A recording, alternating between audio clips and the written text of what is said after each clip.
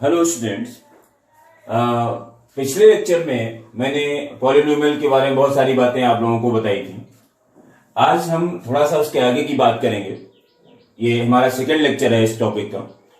यहाँ पर एक चीज आप समझ लें कि जो क्वाड्रेटिक पॉलिनोमियल है उसकी स्टैंडर्ड फॉर्म होती है A X square plus B X plus C. ये क्वाड्रेटिक पॉलिनोमियल की स्टैंडर्ड फॉर्म है। अब यहां पर होता क्या है, एक्स स्क्वायर के साथ ए, एक्स के साथ बी, और ये फ्री टर्म होता है या कांस्टेंट टर्म कह सकते हैं, ये सी है। इसमें ध्यान दें, ये जो पार्ट होता है इसको कोफिशिएंट बोलते हैं। क्या बोलते हैं? कोफिशिएंट। ये ए कोफिशिएंट है, बी कोफिशिएंट है, सी फ्री टर्म है, और इसका जो सेकंड पार्ट होता है इसको वेरिएबल कहा जाता है। जैसे नीचे हमने एक इक्वेशन लिखी हुई है, इसमें एक्स स्क्वायर का कोफिशिएंट क्या है? 2। इस एक्स का कोफिशिएंट क्या है? -8। और ये जो 6 है ये फ्री टर्म है या कांस्टेंट टर्म हम कह सकते हैं। तो ये तो है क्वाड्रेटिक इक्वेशन की स्टैंडर्ड फॉर्म। जितनी भी क्वाड्रेटिक पॉलिनोमियल्स इक्वेशन में तो इक्वल टू 0 भी हमें करना पड़ेगा। ये टॉपिक्स हम आगे डिस्कस करेंगे। फिलहाल आप इसमें देखिए क्वाड्रेटिक पॉलिनोमियल में कि जैसे हमने स्टैंडर्ड फॉर्म की बात की, तो यानी कि एक्स स्क्वायर के साथ जो कुछ भी है या एक्स स्क्वायर का जो कोफिशिएंट है वो ए है, एक्स का कोफिशिएंट है उसको हम बी कहते हैं, और जो फ्री टर्म है या कांस्टेंट टर्म है उसको सी कहा जाता है। इसकी बात मैं इसलिए कर रहा हूं क्योंकि आज मैं बात करूंगा कुछ रिलेशंस की। मतलब कोफिशिएंट और जो जीरोज हैं उनके बीच में आपस में क्या रिलेशन है, हमें उसकी बात करनी है। उससे पहले एनसीईआरटी की जो फर्स्ट एक्सरसाइज है, आइए थोड़ा सा हम उस पर डिस्कस कर लेते हैं, फिर हम इसके आगे बात करेंगे। फर्स्ट एक्सरसाइज में बेसिकली ग्राफ के क्वेश्चंस हैं, और आपको मैंने कल बताया था कि भाई कोई भी पॉलिनोमियल होता है वो कुछ इस तरीके से होता है। मान लीजिए पी एक्स की फॉर्म में है, पी एक्स होता है, एफ एक्स कह सकते हैं, जी एक्स कह सकते हैं, कोई भी नाम दे सकते हैं आप। एक्स के टर्म्स में अगर पॉलिनोमियल है तो उसमें हम जैसे पी पॉलिनोमियल का नाम है और एक्स का मतलब वो एक्स के टर्म्स में है। जैसे मान लीजिए हमने लिखा x square plus 5x plus 3, तो इस पॉलिनोमियल को हम पी एक्स कह सकते हैं। पी एक्स, पी पॉलिनोमियल का नाम हो गया और ये एक्स के टर्म्स में है। अगर हम चाहें तो इसको जी एक्स भी कह सकते हैं, एफ एक्स भी कह सकते हैं। हालांकि एफ एक्स बेसिकली फंक्शन में एफ वर्ड यूज किया जाता है, तो हम पॉलिनोमियल के लिए पी यूज कर लेते हैं। अब यही चीज मान लीजिए कुछ इस तरीके से होता, मान लीजिए क्वेश्चन होता Y square plus 3x plus 5 होता, सॉरी 3y प्लस 5 होता, तब हम इसको लिखते पी वाई। मतलब पॉलिनोमियल को तो हमने पी कहा, बट ये पॉलिनोमियल y के टर्म्स में है, यानी कि इसमें जो वेरिएबल है वो y लिया गया है, तो हम इसको पी वाई कहेंगे। तो कुछ इस तरीके से होता है। और फाइनली जो मतलब पॉलिनोमियल हमारा होता है उसको हम इस तरीके से लिखते हैं कि जैसे y पी एक्स तो पॉलिनोमियल हो गया, हम उसको y मान सकते हैं, तो y equal to p x कह सकते हैं। ठीक है, हमने कहा ये y है। y इसलिए हम मानते हैं कि जब हम ग्राफ की बात करते हैं तो हमें क्या करना पड़ता है, मान लीजिए पॉलिनोमियल हमारा x के टर्म्स में है, तो x हो गया, उसको हम y एज्यूम करते हैं, x की वैल्यू पुट करते चले जाते हैं और इस तरीके से एक टेबल बनाते हैं। x की वैल्यू पुट करते हैं और जो हमारा आउटपुट होता है यानी कि जो y की वैल्यू मिलती है वो यहां पर लिखते चले जाते हैं। ये y हो गया, और इस तरीके से पॉइंट्स बना लेते हैं। यहां पर हम x की वैल्यू पुट करेंगे और जो हमें रिजल्ट मिलेगा वो y की वैल्यू होगी, और वो हम यहां पर पुट करते चले जाएंगे। इस तरीके से ढेर सारे पॉइंट्स आपको मिल जाएंगे, और उन पॉइंट्स को जब हम प्लॉट करेंगे और फिर उसको ज्वाइन करेंगे तो एक ग्राफ बन जाएगा।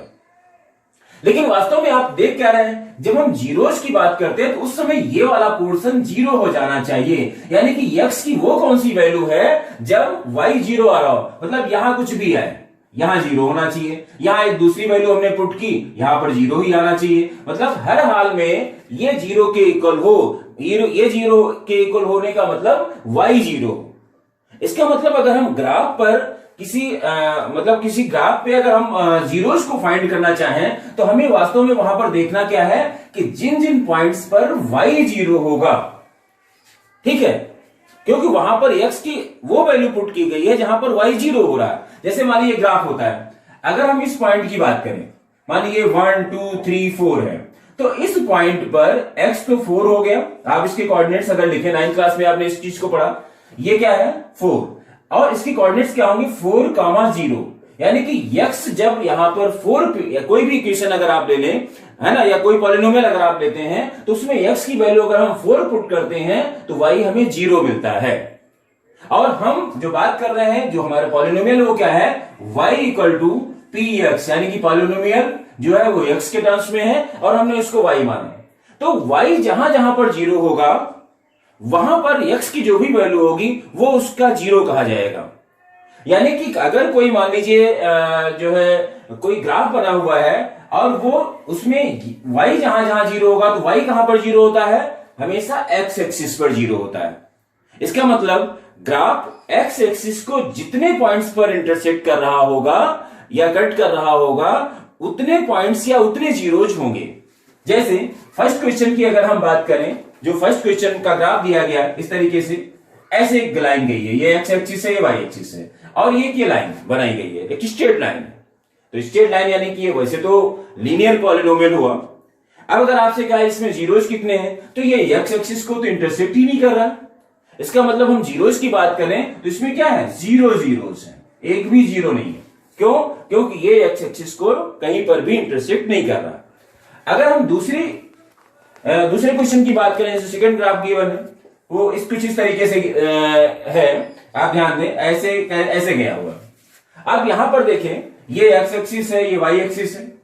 अब ये एक पॉइंट है जो x को इंटरसेक्ट कर रहा है, x एक्सिस को इंटरसेक्ट कर रहा है, तो यहां पर y 0 होगा, 100% y की वैल्यू 0 होगी। यानी कि एक 0 आपका इस पॉलिनोमियल का ग्राफ है और उसका एक 0 यहां पर होगा, क्योंकि सिर्फ एक ही पॉइंट पर ये जो ग्राफ हमने बनाया वो x एक्सिस को इंटरसेक्ट कर रहा है।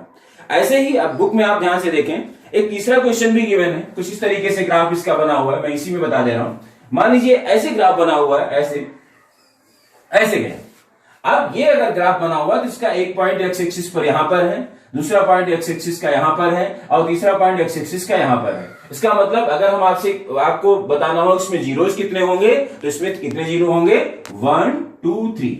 तो इस तरीके से पूरी एक्सरसाइज में ग्राफ बना हुआ है और वो ग्राफ x एक्सिस को जितने पॉइंट पर इंटरसेक्ट कर रहा होगा या जितने भी पॉइंट्स पर वो टच कर रहा होगा उतने उसके जीरोज होंगे। ये फर्स्ट एक्सरसाइज में आपको सिर्फ इतना ही काम करना है, नंबर ऑफ जीरोज बताने, कितने जीरो होंगे। ठीक है, एक पॉलिनोमियल है और उसका ग्राफ बना करके आपको दिया गया है फर्स्ट एक्सरसाइज में। अब आइए हम बात करते हैं कुछ रिलेशंस की। मैंने कहा कि कोफिशिएंट और जीरोज के बीच में क्या रिलेशन है। आइए इसके लिए क्वेश्चन ले लेते हैं। जैसे हमने यहां पर क्वेश्चन ले लिया 2x square minus 8x plus 6। ठीक, हम इसको फैक्टराइज कर लेते हैं पहले। तो क्या आएगा, हमने कल आपको बताया था, कल मतलब पिछले लेक्चर में, तो आपने क्या देखा कि इसका हम प्रोडक्ट करते हैं। हमने क्या बताया था आपको कि फर्स्ट एंड लास्ट टर्म का प्रोडक्ट करिए, मल्टीप्लाई करिए। ठीक, तो क्या आएगा 12x स्क्वायर। फिर हमने आपसे क्या बताया कि इसका जो प्रोडक्ट है फर्स्ट एंड लास्ट टर्म का जो प्रोडक्ट है वो पॉजिटिव है या नेगेटिव है, वो आपको देखना पड़ेगा। तो मान लीजिए ये आ रहा है पॉजिटिव, मान लीजिए क्या मतलब आ ही रहा है पॉजिटिव। अगर ये पॉजिटिव आ रहा है तो middle term by addition break करना पड़ेगा, और अगर इसका product first and last term का प्रोडक्ट माइनस में आ रहा है तो मिडिल टर्म बाय सब्ट्रैक्शन आपको ब्रेक करना पड़ेगा। यानी कि डिफरेंस 8 होना चाहिए और यहां पर ऐड करने से 8 आना चाहिए, क्योंकि दोनों को मल्टीप्लाई करने से जो आंसर आ रहा है वो प्लस में आ रहा है। तो हमें ऐसे दो नंबर्स की जरूरत है जिनको हम ऐड करें तो 8 आ जाए और मल्टीप्लाई करें तो कितना आना चाहिए, 12। तो आपको पता है कि 6 प्लस 2 क्या होता है 8 और 6 इंटू 2 क्या होता है 12। तो यहां पर आपको क्या मिलेगा 6 और 2। अब लिखेंगे कैसे, क्योंकि हमें यहां पर 8 नहीं -8 चाहिए, और तो हम क्या करेंगे -6 और -2 लेंगे। अब एक चीज और भी समझ लीजिए, जो मैं बार बार ये कह रहा हूं कि मान लीजिए प्लस मल्टीप्लिकेशन प्लस में आ रहा है तो मिडिल टर्म बाय एडिशन ही आपको क्यों चाहिए, क्योंकि आपको पता होना चाहिए कि दो नंबर का अगर मल्टीप्लिकेशन प्लस में आ रहा है, किस में आ रहा है, पॉजिटिव आ रहा है, तो दो नंबर्स का प्रोडक्ट पॉजिटिव कब हो सकता है, जब या तो दोनों नंबर माइनस में हो या फिर दोनों नंबर प्लस में हो, है ना। यानी कि प्लस वाले दोनों नंबर्स को मल्टीप्लाई करेंगे तो भी आंसर प्लस में आएगा, और अगर दोनों मतलब माइनस वालों को मल्टीप्लाई करेंगे तो प्लस में आएगा, अगर दोनों नंबर प्लस के हैं उनको मल्टीप्लाई करेंगे तो भी उसका आंसर प्लस में आता है। यानी कि जब सेम साइन होता है तो सेम साइन का प्रोडक्ट हमेशा पॉजिटिव होता है, अगर टू टर्म्स की हम अगर बात करें तो अब यहां पर दो नंबर हैं, दोनों नंबर्स का प्रोडक्ट अगर 0 आ रहा है और हमें यही प्रोडक्ट चाहिए जब हम मिडिल टर्म को ब्रेक करते हैं, तो इसका मतलब यह हुआ कि अगर प्रोडक्ट प्लस में आ रहा है तो बीच वाला जो टर्म होगा उसके दो के दोनों टर्म या तो माइनस में होने चाहिए या दोनों प्लस में होने चाहिए। और अगर कोई भी दो टर्म दो के दोनों माइनस में है तो उनको सब्ट्रैक्ट नहीं किया जा सकता, उनको ऐड करना पड़ेगा। दो के दोनों टर्म अगर प्लस में है तो उनको भी हम सब्ट्रैक्ट नहीं कर सकते, उनको भी हमें ऐड करना पड़ेगा। तो वही बात मैं कहता हूं कि अगर मान लीजिए फर्स्ट एंड लास्ट टर्म का प्रोडक्ट प्लस में आ रहा है तो 100% मिडिल टर्म को ऐड करके ही फाइंड करना पड़ेगा। क्यों? क्योंकि मिडिल टर्म में या तो दोनों साइन माइनस के होंगे या दोनों साइन प्लस के होंगे, क्योंकि ये तभी फर्स्ट एंड लास्ट टर्म का प्रोडक्ट जो पॉजिटिव आ रहा है तो वही पॉजिटिव यहां पर भी प्रोडक्ट आपको मिलेगा। और अगर माइनस में आ रहा है तो सब्ट्रैक्ट करके हम लोग निकालते हैं। तो अब यहां पर देखिए क्या करना है, 2x² माइनस, अब हमें माइनस का 8x चाहिए तो -6x और -2x कर दीजिए। अगर मान लीजिए यहां पर +8x होता तो +6x +2x कर देते, तब भी वही आ जाता, और +6 ये हो गया। ये तो हमने इसको ब्रेक कर दिया। हालांकि ये सारी बातें 9th क्लास में बताई गई, 8th क्लास में भी बताया जाता है। अब आप क्या करते हैं, उसके बाद कॉमन लेते हैं तो आपको इसमें 2x कॉमन मिल जाएगा।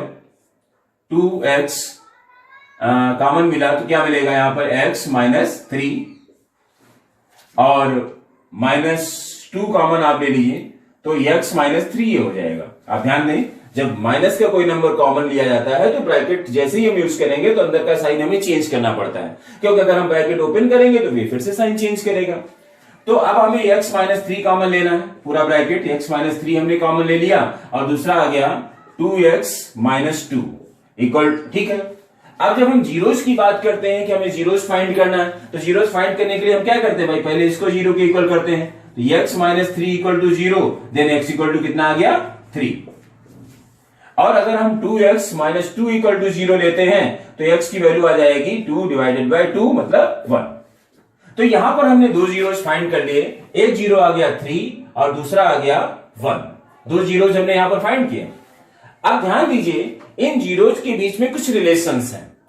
हालांकि इस रिलेशन को और ज्यादा डिटेल में क्वाड्रेटिक इक्वेशन में आपको बताया जाएगा, जहां पर हम एक जो इसकी स्टैंडर्ड फॉर्म है उसको सॉल्व करेंगे, बाय फार्मूले क्वेश्चंस को सॉल्व करने की कोशिश करेंगे। वहां पर मैंने कहा ना कि ये जो टॉपिक है पॉलिनोमियल, ये पॉलिनोमियल का टॉपिक कहीं ना कहीं क्वाड्रेटिक इक्वेशन को बहुत ज्यादा टच करता है, तो वहां पर भी बहुत सारे क्वेश्चंस के आपको आंसर मिलेंगे। लेकिन फिलहाल आप यहां पर ये समझ लीजिए कि सम ऑफ जीरोस और प्रोडक्ट ऑफ जीरोस अगर हम फाइंड करते हैं तो उसमें जीरोस और कोएफिशिएंट का रिलेशन क्या होता है, मैं डायरेक्टली फिलहाल आपको यहां पर बता रहा हूं। और जब ये क्वाड्रेटिक इक्वेशन जब आप पढ़ेंगे तो उसको प्रूफ करके या सॉल्व करके आपको दिखाया जाएगा, क्योंकि वहां पर एक स्टैंडर्ड फॉर्म होगी, इस स्टैंडर्ड फॉर्म को हम सॉल्व करेंगे, सॉल्व करके एक फॉर्मूला बनाएंगे जिसे जो है श्रीधराचार्य कहा जाता है।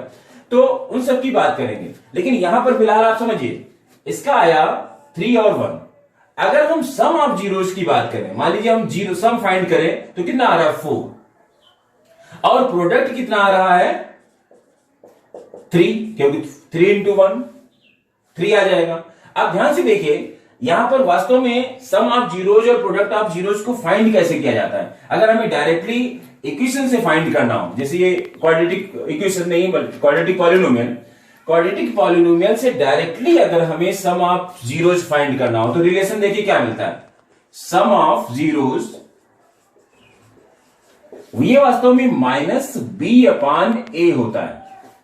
आप कैसे करेंगे, ए बी कहां से मिलेगा आपको, तो मैंने स्टार्टिंग में बताया था कि इसकी स्टैंडर्ड फॉर्म होती है ax² + bx + c = 0। c ठीक है, ax² + bx + c, ठीक है, इक्वल टू 0 तो हम लगाते हैं जब जो है क्वाड्रेटिक इक्वेशन की बात होती है। अभी हम क्वाड्रेटिक पॉलिनोमियल की बात कर रहे हैं। तो यहां पर क्या होता है, सम ऑफ जीरोस क्या होता है -b/a। अब आप चेक करें, यहां पर b की वैल्यू क्या है -8 और a क्या है 2, c क्या है 6। अब अगर हम सम ऑफ जीरोस की बात करें तो मैंने कहा कि सम ऑफ जीरो जो है वो -b/a होगा, तो बी की वैल्यू क्या है -8 और ए क्या है 2। तो आपने यहां पर लिखा, ये फाइनली क्या हो जाएगा 8/2 और आंसर आ जाएगा 4। और यहां पर भी देखिए सम ऑफ जीरोस क्या आ रहा है 4 आ रहा है। अगर हम प्रोडक्ट ऑफ जीरोस की बात करें तो प्रोडक्ट ऑफ जीरोस, ध्यान दें, प्रोडक्ट जो होता है, प्रोडक्ट ऑफ जीरोस ये होता है C/A। सी क्या है इसमें देखिए, सी क्या आया 6 और ए क्या है 2, तो कितना आएगा 6/2 और ये आ गया 3।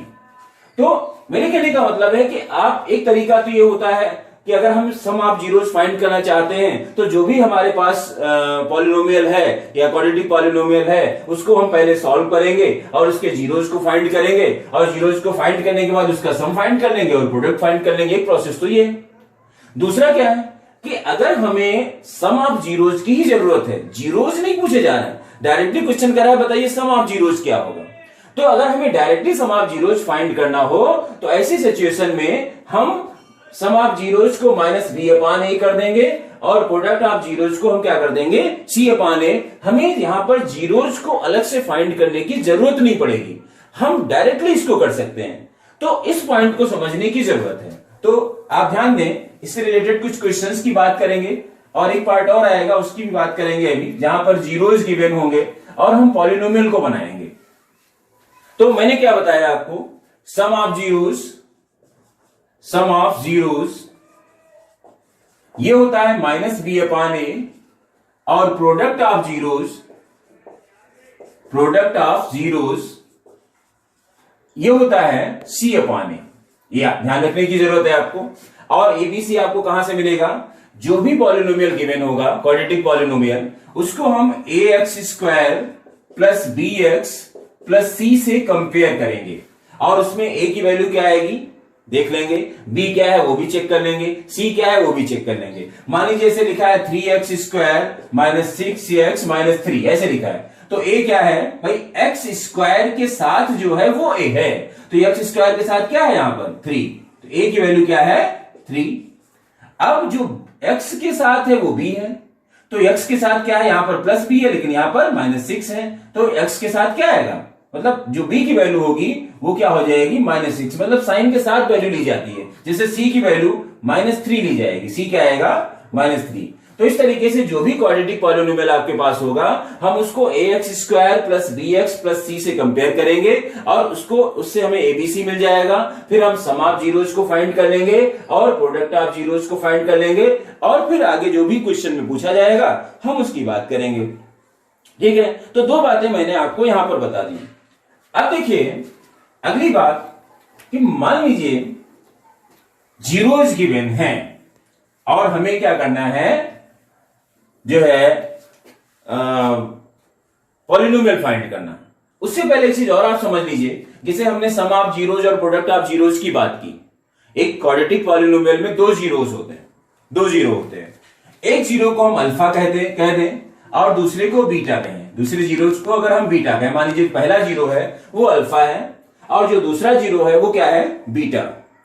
तो अल्फा प्लस बीटा क्या होगा, यानी कि सम ऑफ जीरोस ये -b/a हो जाएगा और अल्फा इंटू बीटा ये क्या होगा c/a होगा। आप ऐसे इसको समझ लीजिए, वर्ड्स में लिखने के बजाय आप ये समझ लीजिए कि क्वाड्रेटिक पॉलिनोमियल जो हमारे पास है उसका एक जीरो अल्फा है और दूसरा जीरो बीटा है, तो अल्फा प्लस बीटा यानी कि सम ऑफ जीरोस -b/a होगा और प्रोडक्ट ऑफ जीरोस c/a होगा।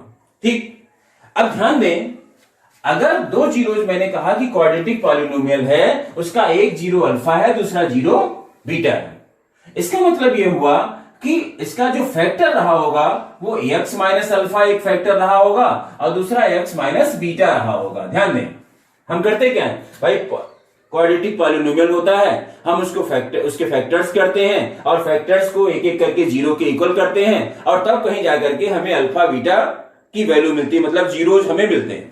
तो यहां पर भी हम उल्टा चल रहे हैं, मतलब जीरोज गिवन है, जीरोज से हमने क्या किया उसके फैक्टर्स फाइंड किए। एक्चुअल में ये फैक्टर रहे होंगे जब हम इसको जीरो के इक्वल करें, भाई x - अल्फा को जब आप जीरो के इक्वल करेंगे तो कि x की वैल्यू क्या आएगी अल्फा आ जाएगी, जब हम इसको जीरो के इक्वल करेंगे तो x की वैल्यू बीटा आ जाएगी। यानी कि अगर x मतलब जो जीरोज है वो अल्फा और बीटा है, इसका मतलब क्या हुआ कि एक फैक्टर हमारा ये रहा होगा और दूसरा फैक्टर ये रहा होगा। अब अगर हम इसको मल्टीप्लाई कर दें तो हमें क्या मिलेगा, फिर से वही पॉलिनोमियल मिल जाएगा जिस पॉलिनोमियल के जीरोज अल्फा और बीटा हैं। आइए मल्टीप्लाई करके देख लेते हैं। तो आप पहले x से करेंगे तो क्या आएगा, एक्स स्क्वायर माइनस, आप इधर से कर लीजिए, x square minus alpha x. तो पहले हमने इस x से इन दोनों को मल्टीप्लाई किया। अब हम बीटा से करेंगे तो माइनस बीटा एक्स और प्लस अल्फा बीटा। ध्यान दें, जब हम पहले इस x से हमने इस पूरे को मल्टीप्लाई किया तो क्या आएगा, x square minus alpha x. फिर माइनस बीटा से जब हम करेंगे तो माइनस बीटा इंटू एक्स, तो माइनस बीटा एक्स हो जाएगा, और यहां पर माइनस अल्फा और माइनस बीटा से ये प्लस अल्फा बीटा बन जाएगा। यहां पर हम ऐसे भी लिख सकते हैं इसको, एक्स स्क्वायर माइनस कॉमन ले लें, ये अल्फा प्लस बीटा अंदर कर दें, और एक्स हमने बाहर किया और प्लस अल्फा इंटू बीटा, ये हमने लिया। तो ध्यान दें, ये चीज हमें क्या मिल रही है भाई, x square minus alpha plus beta. Alpha plus beta की हमने बात की, क्या है, जीरोज, ठीक है। तो ये सम ऑफ जीरोज है, तो क्या हो जाएगा, X square minus sum of zeros, sum लिख देते हैं, sum of zeros into X और प्लस प्रोडक्ट। तो इस तरीके से हम किसी भी क्वाड्रेटिक इक्वेशन, मतलब अगर जीरोज गिवन है तो उससे हम क्या फाइंड कर सकते हैं, मतलब क्वाड्रेटिक पॉलिनोमियल फाइंड कर सकते हैं, ठीक है। इसमें एक चीज और भी आती है कि मान लीजिए कुछ पोर्शन इसका कॉमन हो रहा है तो कॉमन लेकर के हम उसको बाहर कर सकते हैं। तो फाइनली जो फार्मूला बनता है वो कुछ इस तरीके से बनता है, K X square minus alpha plus beta X और plus alpha into beta. Finally ये फार्मूला बनता है। अब इसमें के क्या है कि मान लीजिए इस पूरे पॉलिनोमियल में कोई ऐसा टर्म है जो पूरी तरीके से कॉमन हो रहा है, उस कॉमन पोर्शन को हम निकाल करके यहां रख देते हैं, वो के की वैल्यू हो जाती है, और फाइनली जो आंसर आपको मिलेगा वो ये मिलेगा आकर के, ठीक है।